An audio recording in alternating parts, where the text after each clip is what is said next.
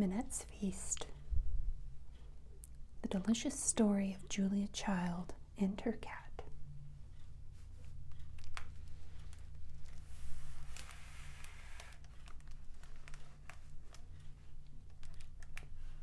Magnifique Minette.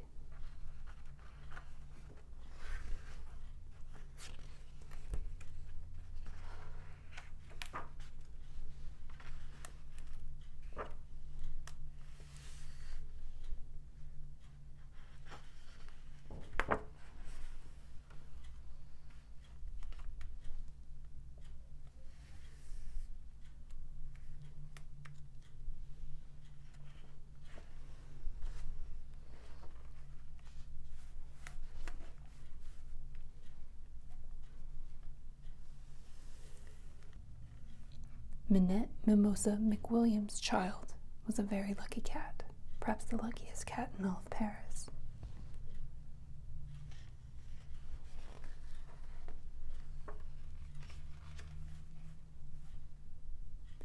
Day and night she could hear the bells of Saint Clotilde tolling the hour, and day and night she could smell the delicious smells of mayonnaise, hollandaise, cassoulets, cheese soufflés, and duck pâtés wafting from the pots and pans of her owner, Julia Child. But life had not always been like this for Minette. Oh no, not at all.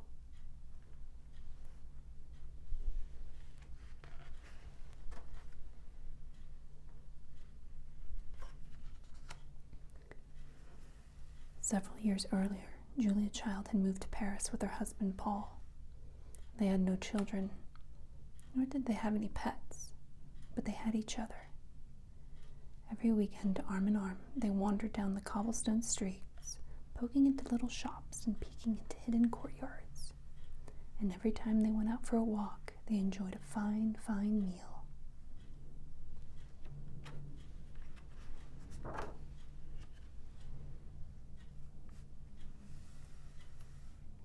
They nibbled croissants in cafes where cats curled on chairs. They munched on baguettes in bistros where birds warbled in cages. They dined on rolls in restaurants where little white poodles nestled at ladies' feet. "You are the butter to my bread," Paul told Julia.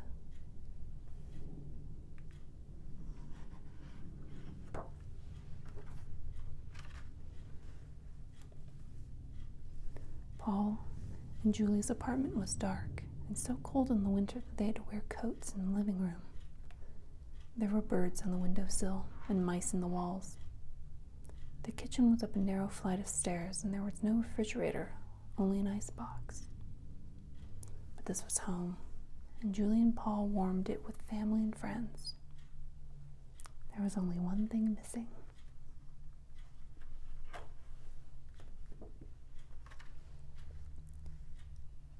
Une maison sans chat, c'est la vie sans soleil. A house without a cat is like life without sunshine. And so Julia and Paul adopted Minette, a mischievous, energetic pussycat with a lovely speckled coat. Or shall we say, Minette adopted Julia and Paul. Julia and Paul were charmed by Minette's delicate whiskers, her superior nose, and her quick little paws.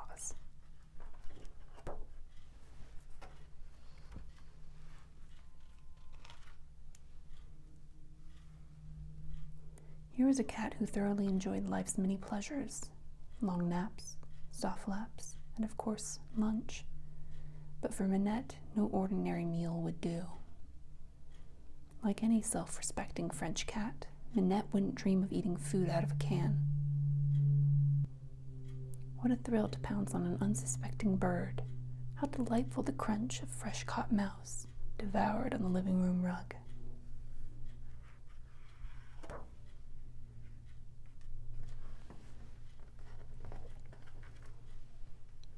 Julia spent mornings at the marketplace, buying meat from Le Boucher, bread from Le Boulanger, milk and cheese from La Crémière, and cake from Le Pâtissier.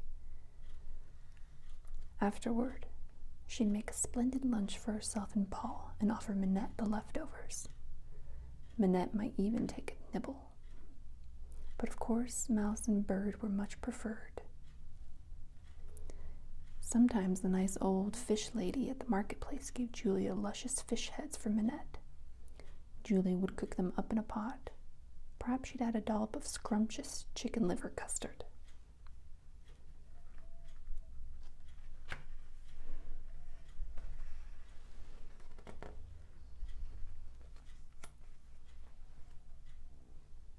Minette might even take a nibble. But it seemed that mouse and bird were really much preferred.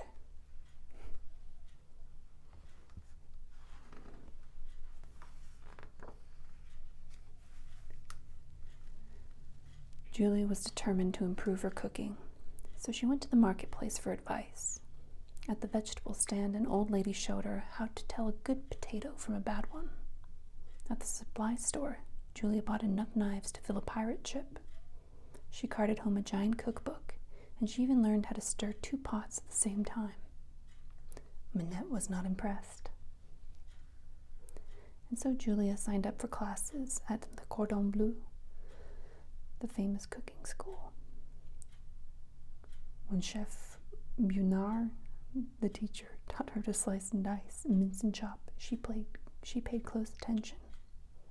"I've never taken anything so seriously," she later wrote. Husband and cat accepted. At home, Minette took her job seriously too. She perfected her hunting skills by chasing a Brussels sprout tied to a string.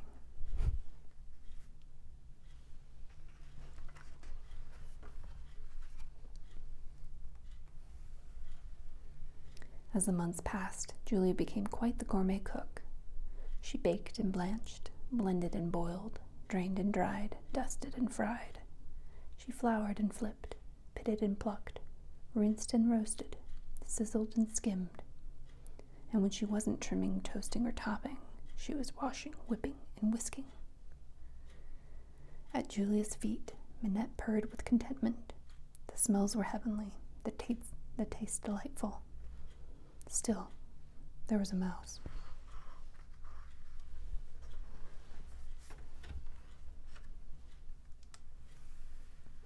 One chilly fall morning, Julia decided to test a new recipe. Perhaps it would be even better than a mouse. She went to the marketplace and bought a special cut of meat. She rubbed it with salt and pepper and showered it with herbs and spices. Then she placed it on the windowsill and waited for the flavors to develop. For 3 days. Minette waited too.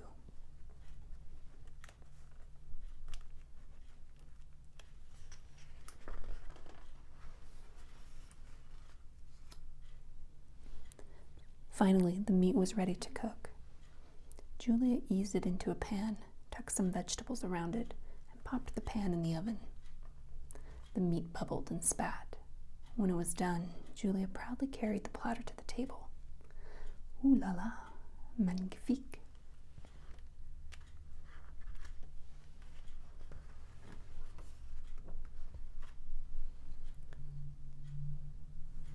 For 3 days, Julia and Paul feasted on the leftovers while Minette waited for a nibble. When Julia finally laid the platter on the floor, bits of meat still clung to the bone. "Would you like to try this, Pussycat?"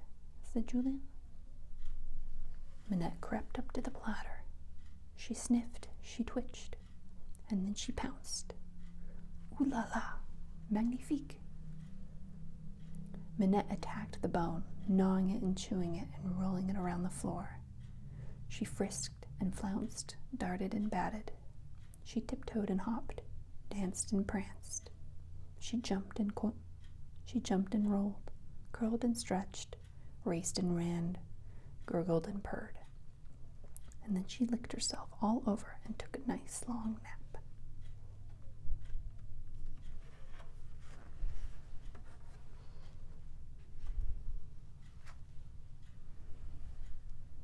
Minette Mimosa McWilliams' child was a very lucky cat, perhaps the luckiest cat in all of Paris. She lived upstairs in an old gray house 1 block from the River Seine.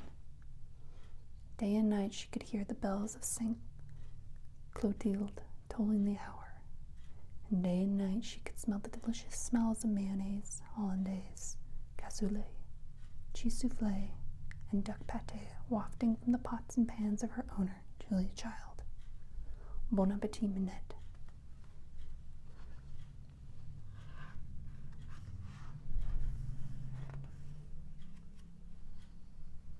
Still, there would always be a mouse.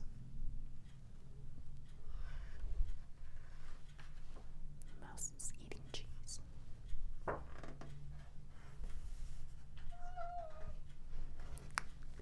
you my petit Minette? Yeah.